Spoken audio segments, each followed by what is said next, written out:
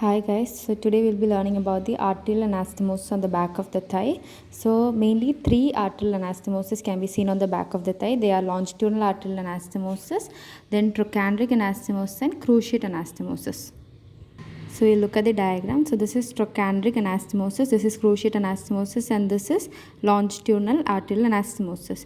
So the main supply of the back of the thigh. So coming to longitudinal arterial anastomosis, it is the main arterial supply to the back of the thigh is derived from the perforating branches of the profunda femoris artery.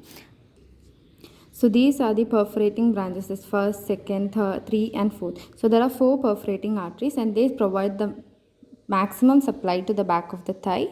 So we'll just look at the side where the trochanteric anastomosis and cruciate anastomosis is formed. So this is the side where this is a femur bone, and this is a side where this is a trochanteric fossa, and this is the side where trochanteric anastomosis is formed, and this is the posterior surface of the femur, and here the cruciate anastomosis can be seen.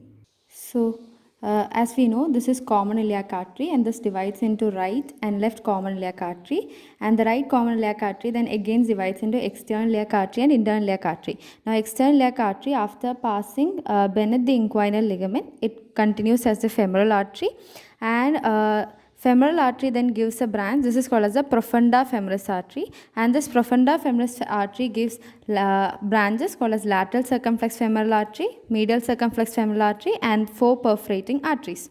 So the lateral circumflex femoral artery have an ascending branch and a transverse branch. So this ascending branch of the lateral circumflex femoral artery it participates in the trochanteric anastomosis. Similarly, the medial circumflex femoral artery also has an ascending branch and a transverse branch, and the ascending branch of the medial circumflex femoral artery also participate in the trochanteric anastomosis.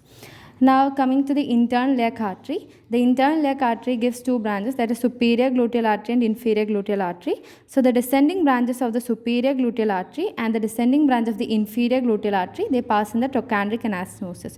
So trochanteric anastomosis is formed by the ascending branch of lateral circumflex femoral artery, ascending branch of medial circumflex femoral artery, descending branch of superior gluteal artery, and descending branch of inferior gluteal artery.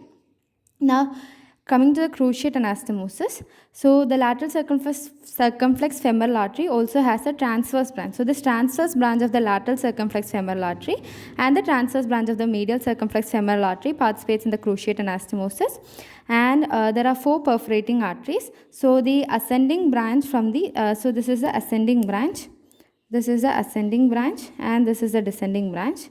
So the ascending branch from the first perforating artery also participate in the cruciate anastomosis. Also the the descending branch of the inferior gluteal artery also participates in the cruciate anastomosis. So descending branch of the inferior gluteal artery participates in the trochanteric anastomosis as well as in the cruciate anastomosis. Now about the longitudinal arterial anastomosis. So the descending, so this are the perforating arteries. So the first perforating artery, the ascending branch participates in the cruciate anastomosis, whereas its descending branch participates with the anastomosis with the ascending branch of the second perforating artery. So this continues with the second, third, and fourth.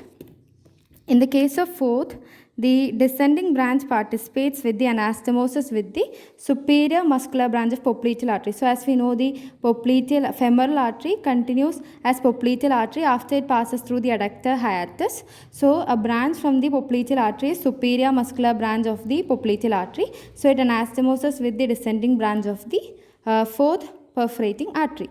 So that's about the arterial anastomosis on the back of the thigh.